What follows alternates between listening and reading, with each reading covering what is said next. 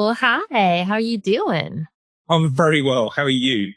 I'm good. I feel like my background isn't as cool as Nico's. I have like a post-it note for my son. I need to ramp it up.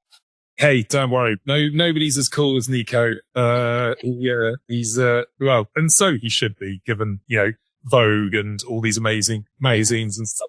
I get very jealous. If only I could grow a beard. Well, I can grow a beard, but it's not a good look. I'm really excited to have you on because I am a massive fan of Mighty Networks. You probably hear Gina complaining about me all the time because I'm stalking her all the time. So look, let's get you introduced. Tell us about yourself and why you're here. Yeah, I'm so happy to be here. We love to be stalked. It's great.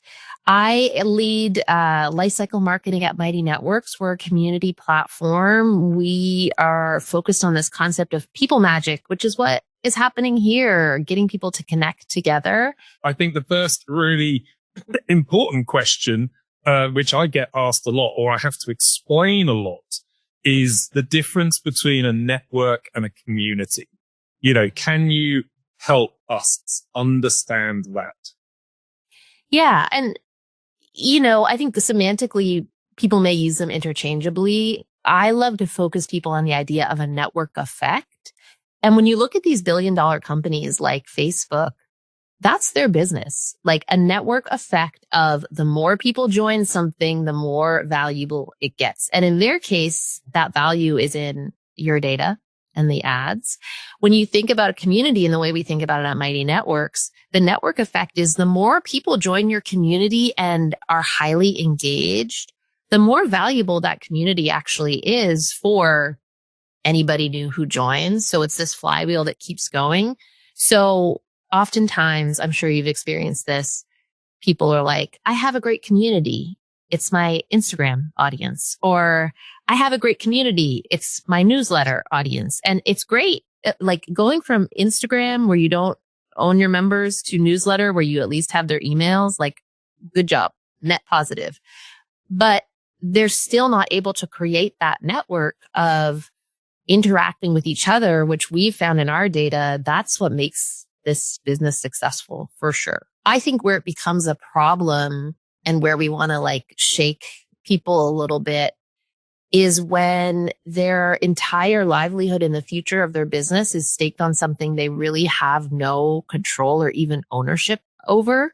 And I think what's more interesting is where are people going to be? And like we're seeing people flock to these more private communities. And look, I don't think Facebook is in danger of having zero members tomorrow. But when people want to talk about, vulnerable things or things that they're really passionate about without distractions, it doesn't even matter at this point what you, the creator or business owner, want to do. It's like, where do the people you want to be with want to be? And I think if you're not future focused there, or an angry futurist, as you say, you could be caught flat footed, which is not great when it's your business. I think that's so true, isn't it? And I think that I find it so interesting that it's such a hard message to get across, which is why I was so glad to kind of get you in this, because just like we're doing today, people might go, you're just doing a virtual conference. There's no difference there. But actually, I just had Shaman on and I just opened up about my own mental health. If I was to do that in a video recording on LinkedIn, for a start, my wife was here. She'd be running out going, what the hell are you doing? Like, don't show up like that.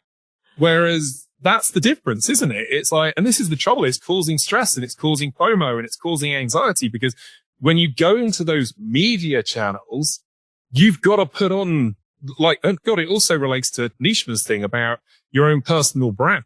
It's hard to show up with your full personal brand. Whereas in a community, there's the trust, isn't there? I think there's trust. And then I think about it slightly differently. This is more of like a yes and, because I think you're spot on. But like if I were to open up my phone and pull up, my list of Mighty Networks I'm in, there's some where I go in and I'm like, this is like my I'm in like a marketing one, and that's how I show up there. I'm in a parenting one. I show up very differently there. I'm in one that's more kind of media focused. We're talking about like movies and TVs we love. Like all of those Janes are different facets of myself. And I want to be able to just show up with that and not feel like, oh, if I post this, my like brand is off, because they're all parts of me. It's just, we show up differently and we should have a space where that's who we are. And we just bring that part of ourselves. A very interesting conversation, which kind of jolted me a bit a couple of days ago, because it's somebody I've known for 20 years, somebody I've worked with. And I was talking to them about the community and they were like, I've got two concerns. You are, it looks like you're monetizing me. And also, how do I protect my IP? Because, and I had the answer for this, but I'd love your perspective on it. Yeah. To throw sideball at me. No, it's great. It's like, so, aren't you just cashing in on me? And if I share my ideas and my questions, I'll lose my IP. It's so funny because I think we've all been burnt by I understand where that person is coming from. And I get a similar question often around, moderation and this idea of community guidelines. It's like, okay, I'm starting my Mighty Network, my community. What's my list of rules? Like, how do I make sure people don't talk about certain things and aren't mean? And what we found is, when you're starting it in a dedicated space and you're starting it with, at Mighty, we call it a big purpose, but it's just the motivation for like, why are you bringing people together and what are you going to do together? You're starting from a positivity space. There's not a vacuum where people can come in with like their agenda, and it makes a huge amount of difference. We run 100,000 person plus open to the public community for Mighty.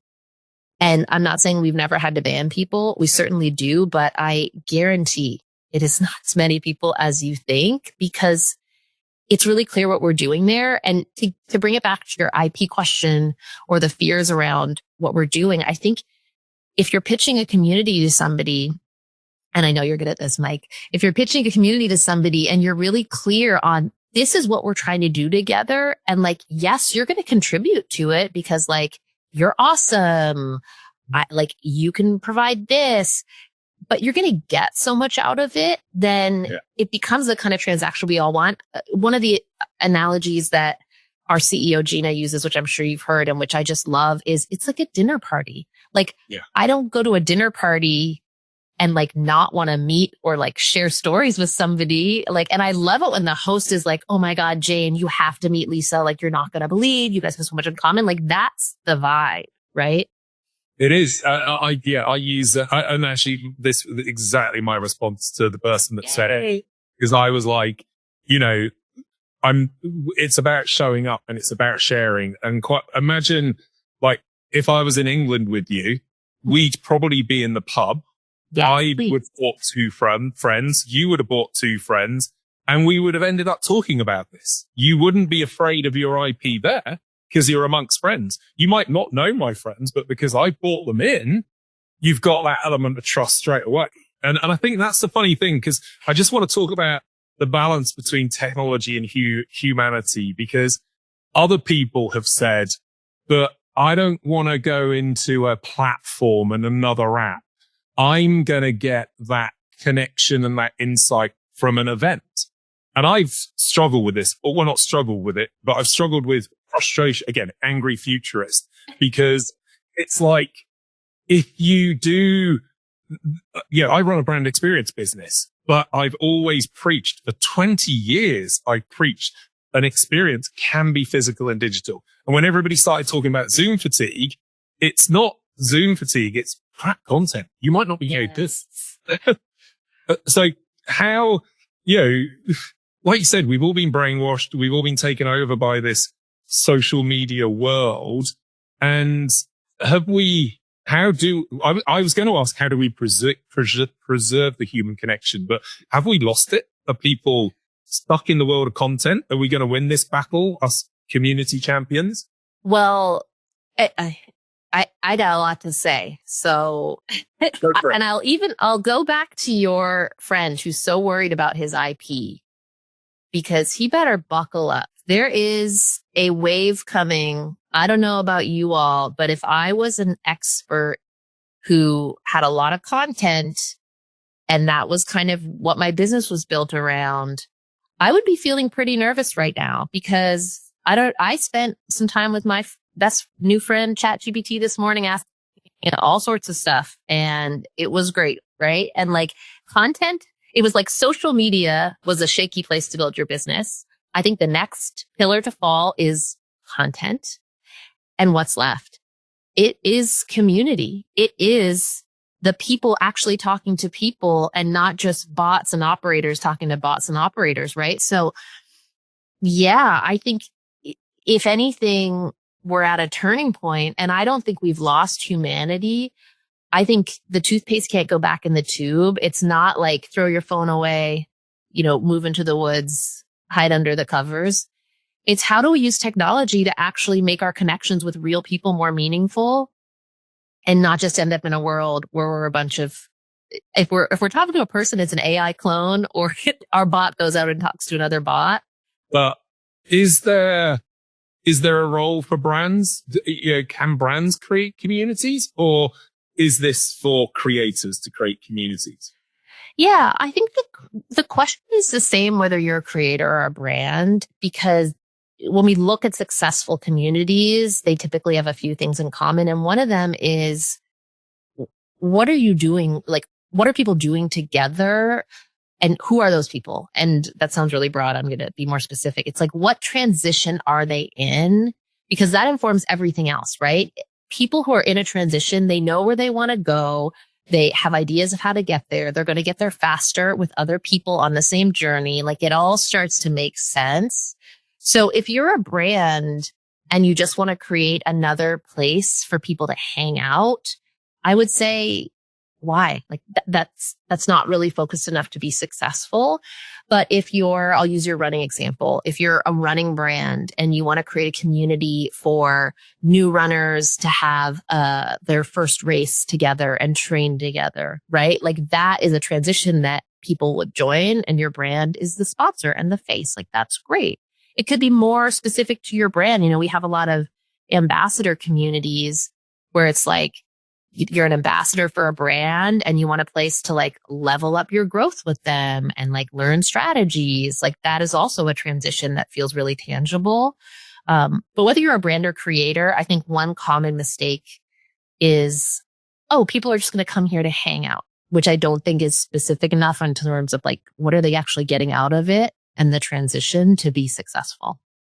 Yeah, I think that's something it's one of the reasons I created this kind of connected festival concept. It was like, and Gina talks about it, is like, you've got and it's ironic given I come from the world of brand experience. It was like, create an experience, create something to show up, and then see what evolves from it, which is I think. So we got just under 10 minutes left. So for the next 4 or 5, you've got a really interesting history. You said you come from agency and all of that. Now you're in community. So give us some lessons. What have you learned on the way to, to the role you now play? And because the world is changing and it's always going to change. The word normal is going to have to be taken out of the dictionary. So and you're in the thick of it now with this whole new evolution of community. So give us some lessons, insights. Well, the funny thing is, I never saw myself in any of this world. I actually went to library school, and I think it served me very well, because the reason I got my master's in library science was I just love to learn. Like, I really just love information. And,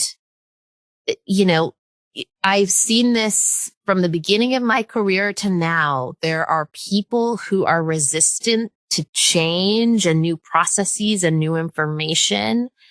And I think you can always tell that they're not gonna up-level themselves to the point where, talk about future-proofing. They're future-proofing their career or their company or their business.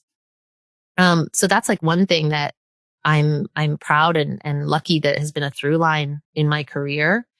The other thing that I think serves people so well and I've gotten better at is just being game. And I think they go hand in hand, All right, but what was like that?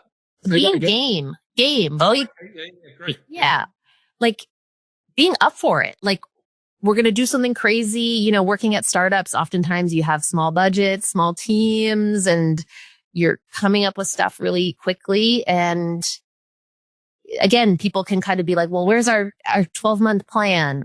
Like sometimes you just gotta go for it.